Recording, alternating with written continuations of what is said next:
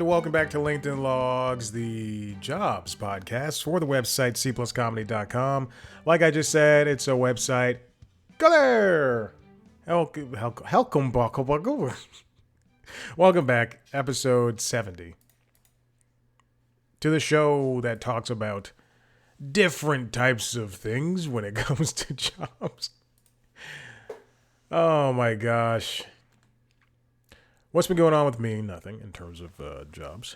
I took the dog out, took him for a walk, brought him back. I interviewed a comedian. I hit the microphone. The cat's outside. She's enjoying the sun on this blessed day. Big ups to the sun. What else has been going on? This is the jobs podcast. I should talk about jobs. Yesterday, if you're not caught up, I have a contract position with an unnamed website, unnamed entertainment website, and where I'm being paid to write articles and things of that nature. And my contract was renewed, thank Christ. But I just had a conversation yesterday with the person who hired me. I guess I don't know. I don't know if she's an editor. I'll just call her an editor. And it was we had one a couple of weeks ago. They're mostly just check-ins, which is really nice. Let's see. When I was at CNN, did I have any check-ins? Maybe like twice, and they made it seem like it happened all the time. I can name 3 times. I can name 3 exact times I had check-ins, mostly because the person who was in charge of me over there just stopped coming in the office, or only came in on certain days and intentionally avoided me, is what it seems like. Any Hoosers, we had check-in yesterday, and whereas at Cartoon Network, which again is the high mark for any job I've ever had, my supervisor there and had put a standing date for me every single week, whether she was inside the office or at home, and it was great. It was nice. Anyway, so yesterday it was just a chat confirming that I had signed the lease, the contract, which I did, and then it was just a lot of not a lot, excuse me, just a little bit of pointing me in a direction in terms of increasing my output when it comes to that job. Which is, I agree. I say, last week in terms of, I don't want to get too specific, but in terms of quote unquote success, what they have at this position, they say people who write 15 to 20 articles are going to be successful. Whereas yesterday she pointed out, last week you only wrote 8, and you at least want some money in your pocket. And she's right. She's very true. Based on what they pay, it is some money. It is some money. It makes a sum. And I agree with her. There are, but what's interesting, this is not me fighting against the idea of more is, but more is more. But it's, I'm a good writer. I know I'm a good writer. I have plenty of things to show for it. However, there's a different skill when it comes to writing a minimum 400 word article about an Instagram post, which I'm contradicting myself, because this morning I wrote, after our discussion, I wrote something about Instagram posts, but I wrote it in such a way that you could not take this to anyone else who and say do and copy the exact same thing, because mine is just straight up jokes. It's fun and funny, and it's different, and it is something that stands out. I like it, and I was hoping I was like, please don't get me in trouble with this. I can't get in trouble. This is something that happened a couple of weeks ago. I don't know if I ever mentioned it, but they want for this website, they want positive stories, and they took off one of my stories a couple of weeks ago. And so now everything, because it didn't skew negative, it was just something, the topic was negative. So I've been extra careful about what I've been posting on the website, because I don't want it to come off as negative. You know, I don't want someone to delete a story. I better get paid for that one. I'm gonna tell you that right now. I spent the time writing it, and quite frankly, I don't think I will get paid for it. Anyway, but as like yesterday, I wrote a story. I won't be specific. I wrote a story about something, and it happened. The crux of it was not the crux, but part of the reason why these two people were reconnecting. There's a story about two people reconnecting who used to work together and now they're reconnecting, was because one of them was involved with personal childhood trauma that was revealed during the documentary. There we go. They're a documentary. That's it. And I'm not laughing about what happened. I'm laughing about me trying to dance around so no one could just look it up.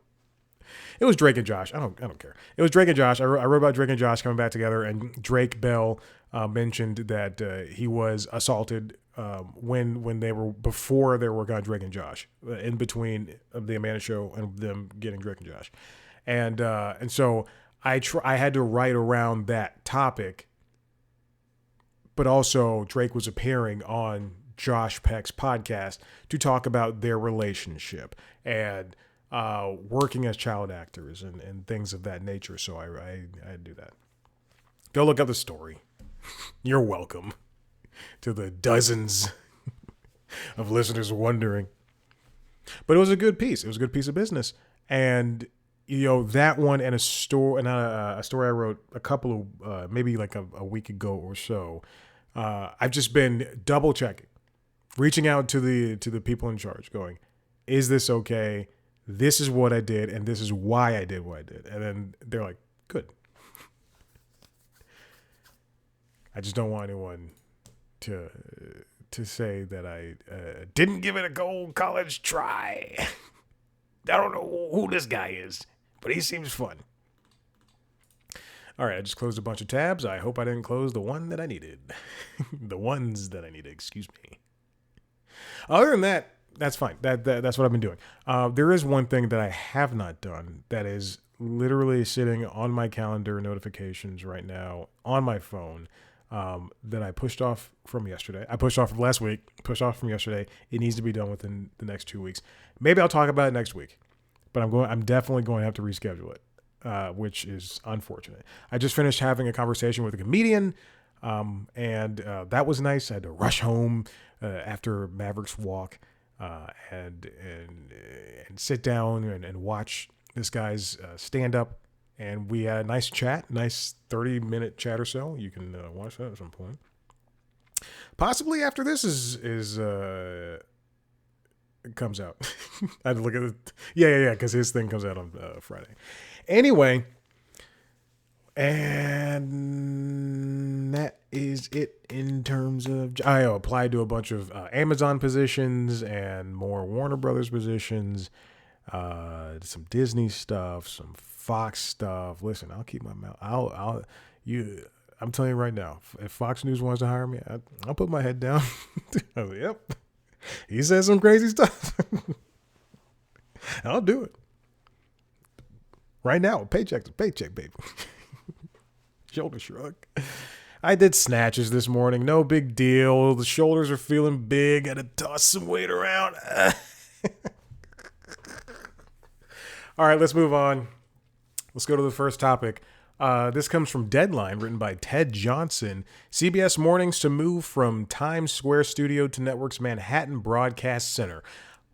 A couple of years ago, CBS Mornings moved from wherever it was, I think in downtown New York, Manhattan, to Times Square studio.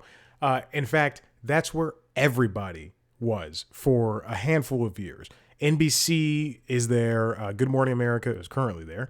CNBC is there, obviously. It's just like, it was just everybody is in Times Square for what? For what reasons? It doesn't make sense at all. But now CBS Mornings, in order to save money, they're moving up.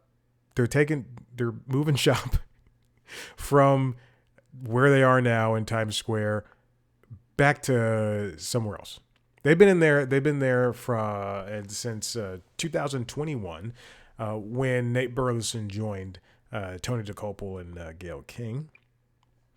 They wanted, the reason why why GMA and the Today's Show's at 30 Rock. You're stupid.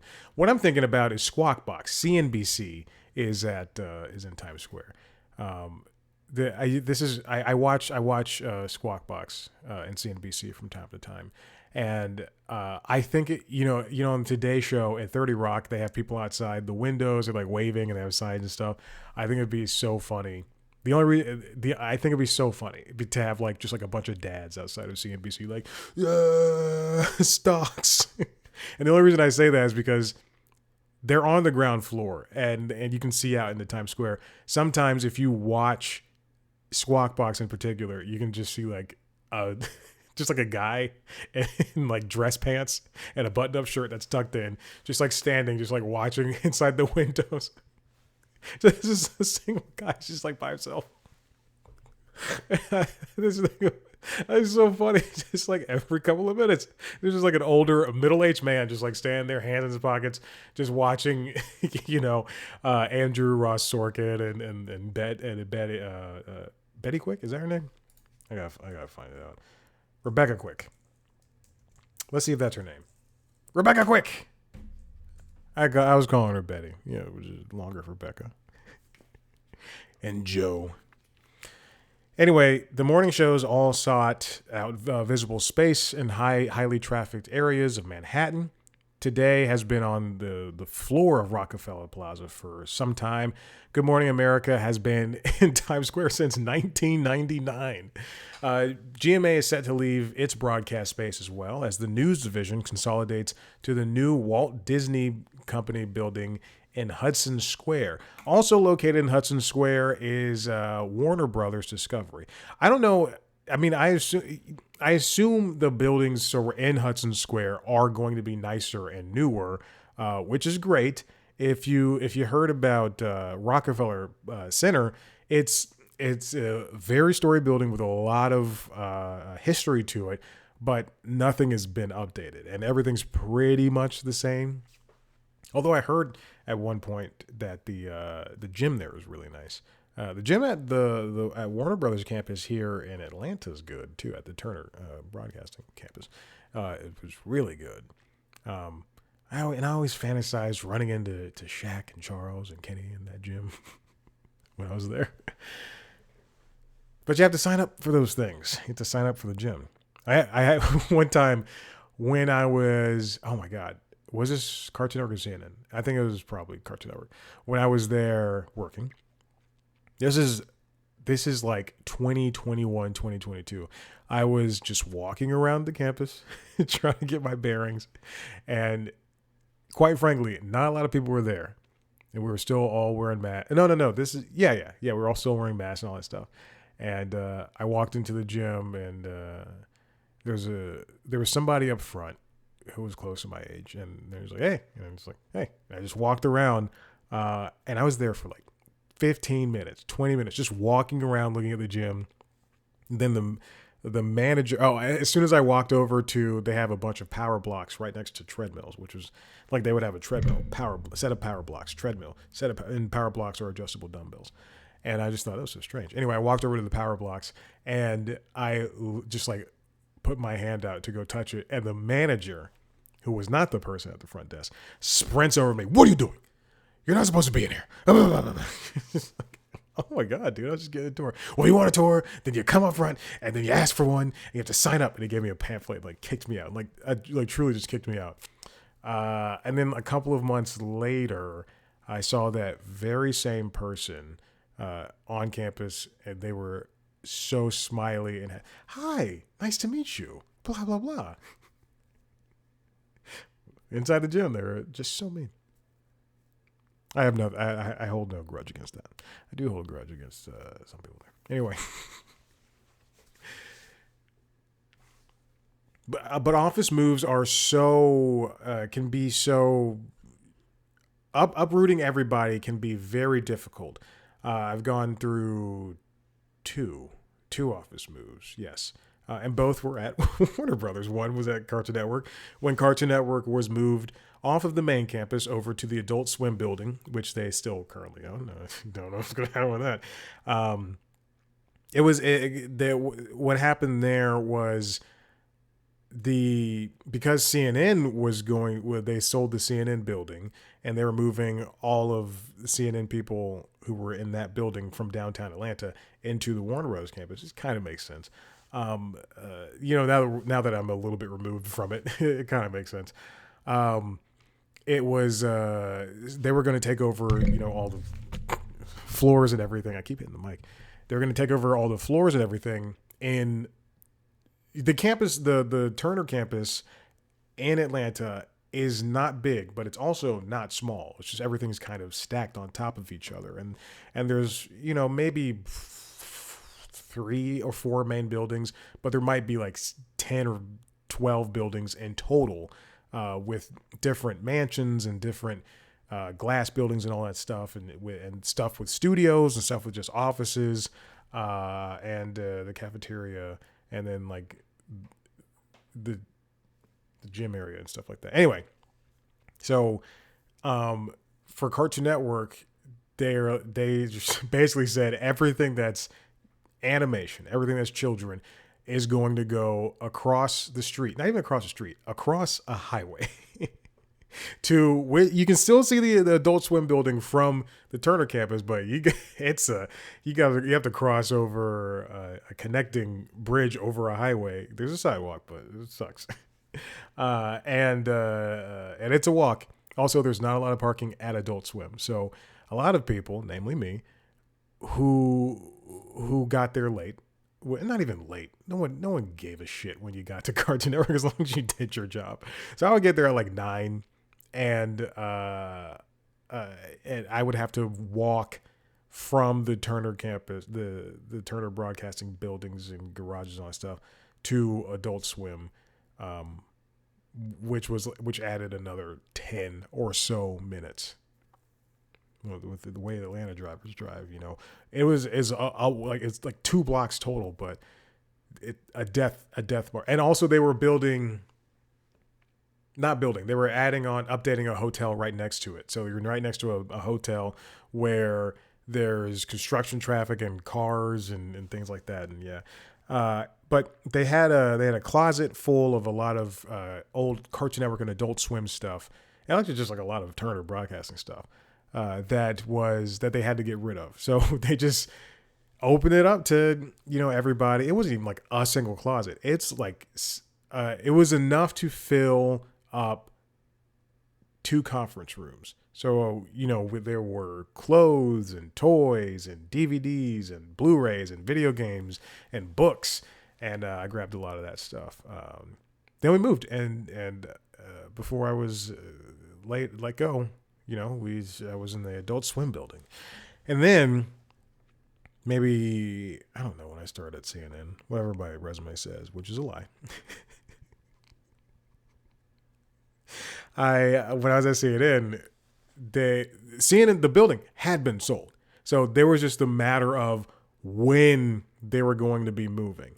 And in that time I was there, the year I was there, it was just, we're threatening like the threat of the move. We're gonna move soon. We're gonna move soon. They were doing it in staggered waves, which is what we learned. And eventually if you were in production, like if you were in like if you were part of the broadcast team in the control rooms, then you were the last bit, and we were last bit. And so I walked around another building. I walked around. It was crazy. Oh my god, unfettered access. True, like sincerely, the only times that I was stopped was when my badge wasn't showing, and the security officers there were like, "What are you?" Speaking of gyms, I walked around. There was a gym in CNN Center that was only for CNN employees, which I'm sure, the last time I was there prior to working at CNN, I was working at Starbucks in the CNN Center, and it was bustling then in 2018. So I can only imagine that the gym was packed, and it's a big gym. It's huge. I don't know what they're doing with it now. I can only assume the plans were released for what's going to be happening there. They're calling it like the ATL Center or something like that. But I assume the shared workspaces or whatever is going to be opening up in those offices, the hotel, I don't know. There's a hotel connected to it.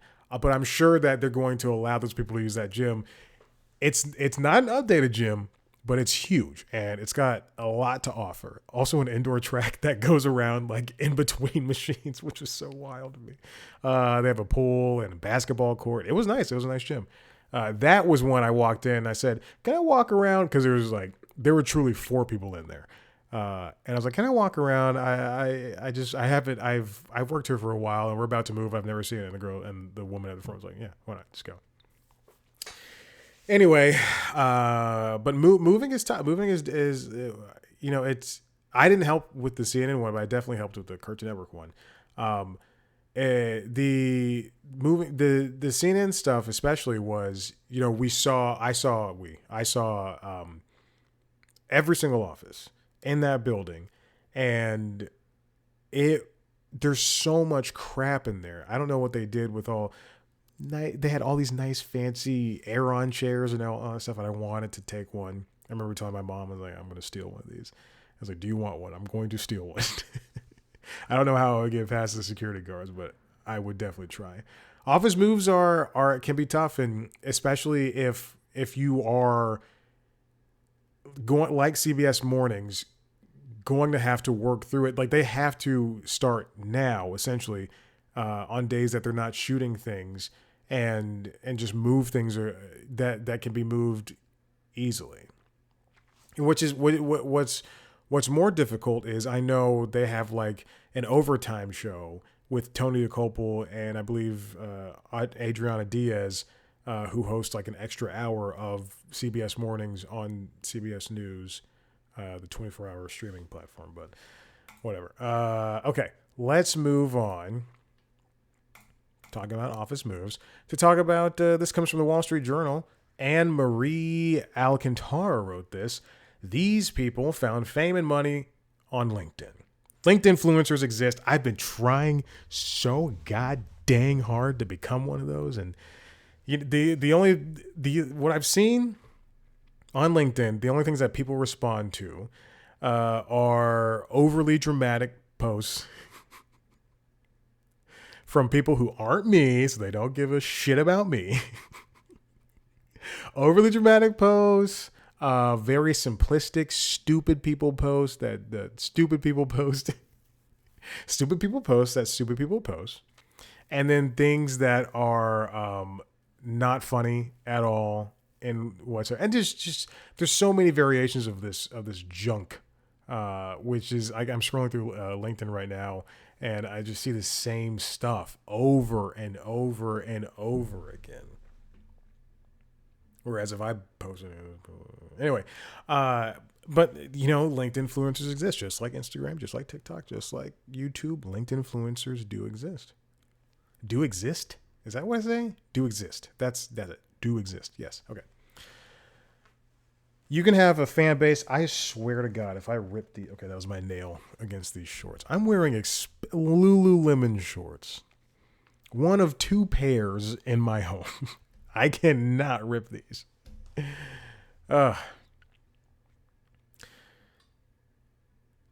Alcantara covers people like April Little, who found themselves with 100,000 followers on LinkedIn because they asked questions like, do wait, what? It says people who lose their jobs in high profile cuts, Little wrote, often get showered with offers for help at the expense of millions of others who have been out of work for longer. She asked, do they need a big event or company to get them through, to get recognition?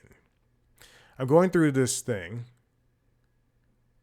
Oh, it's a post. Oh, this is quoted out of context. Anyway, she found herself with 100,000 followers on the site. Then soon, she had earned $150,000 in the past 2 years as companies look to reach her 260,000 followers. But what do these influencers get? What do they do? How do they quote unquote build these brands? Well, they you use that popularity, this small portion of fame, and really just turn it into a business, like any other influencer. You have to build your. She and others have used their popularity to build their brands, find clients, and sign sponsorship deals. But LinkedIn is not built for that. LinkedIn, as much as it wants to pretend to be, it's not a place where people are going to gather and talk about what's going on in the day. It's not they'll say it's a virtual water cooler. But it's nothing like X or Threads or Facebook or Instagram or TikTok. And even though I mentioned all those things, even those have huge discrepancies with how they communicate with one another and with how people communicate within those programs. On X, you can be as racist as you want. You're as racist as you want, and if you're still using it, you're super racist. You're supporting a racist. So stop fucking doing that. You can be as racist as you want, be as stupid as you want. On Facebook, you can be as racist and stupid and wrong as you want. On TikTok, you can be as wrong as you want and as loud as you want. It sounds like I'm bitter. I am. On Instagram, you can be as copycat as you want because you're copying from TikTok. But anyway, but truly within all of those, there's different types of conversations that can develop from out of those. But all in all, those are going to be truly less formal than what you'll find on LinkedIn. LinkedIn is something, even though people will say they don't expect much, they want to put on, I don't expect much from you. They want to put on these brave faces of, you can be all you want to be and all that stuff. They still expect like a monochrome. And by monochrome, I mean triple that. They expect 90% decorum. They want you to be you, but not to be you, which is unfortunate about LinkedIn. We can't take a TikToker and put them on LinkedIn and expect them to have the same type of success, nor can you take a LinkedIner and put them on TikTok and expect that same type of success.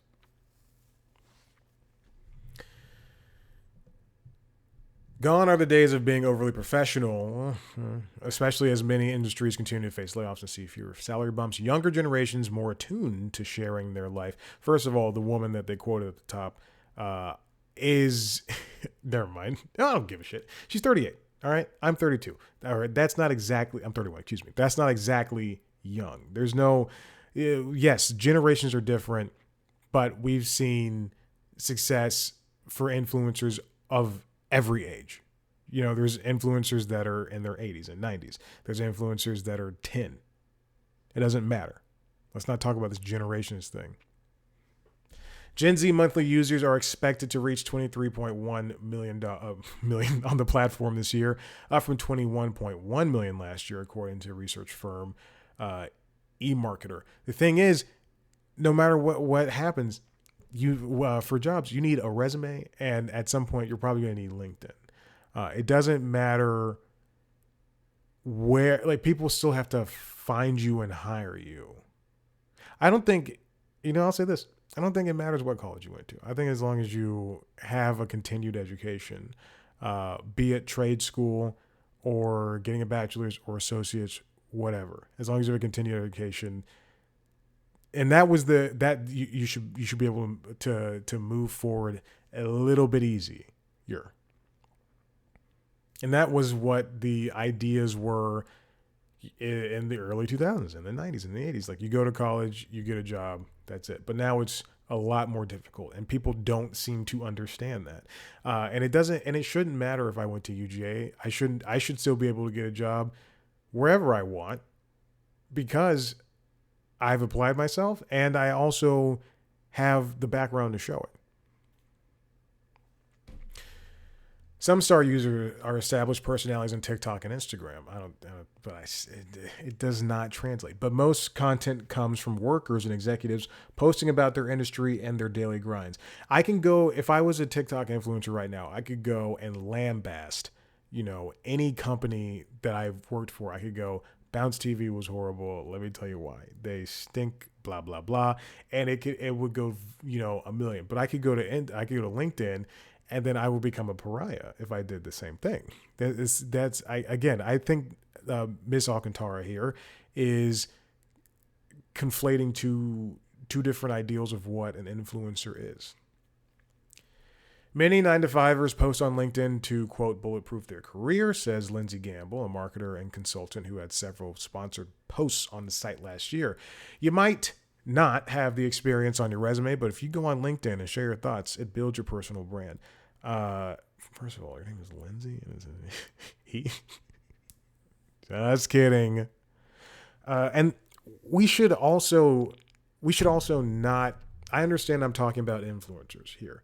We should not have brands when it comes to the job site.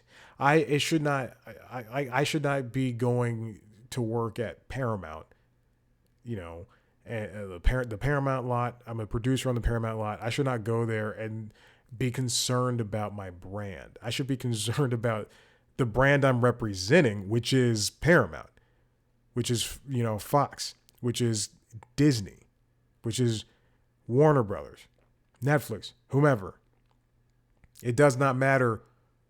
I can be, like these great veterans we have. I can be all I can be. I'm going to get shot. I can be all I can be. But it has to help out the greater good of the company, which is a positive and a negative. Changes to the site have helped create a more influencer-friendly environment. In 2021, LinkedIn added a creator mode that gave people access to analytics and more sharing tools. They're now available to everybody. Last year, it rolled out a video tab for its mobile app. More video, like a full screen experience, is now also available on the website, with video views up 36% year over year, according to LinkedIn. But with all that, LinkedIn is not, as Miss Alcantara puts it, a hotbed of social media stars. And again, it's because when you come to LinkedIn, there should be a shift in your brain when you, at least for me, I see, jobs. It's a jobs thing. I'm not going to care about anything that's not about jobs, whether someone was laid off, whether someone got a new job, whether someone's offering a job, whether someone's offering information on jobs. I see LinkedIn News, and that's kind of enticing, but this puzzle stuff, being able to watch videos or someone did you misspell someone's name? And the other things, it just doesn't. I'm not there for the social aspect. On my part, other people might be, and it might be working for them. I've tried. I've given all I got. That's not, as the children would say, the vibe. If you ever hear me say that, kill me.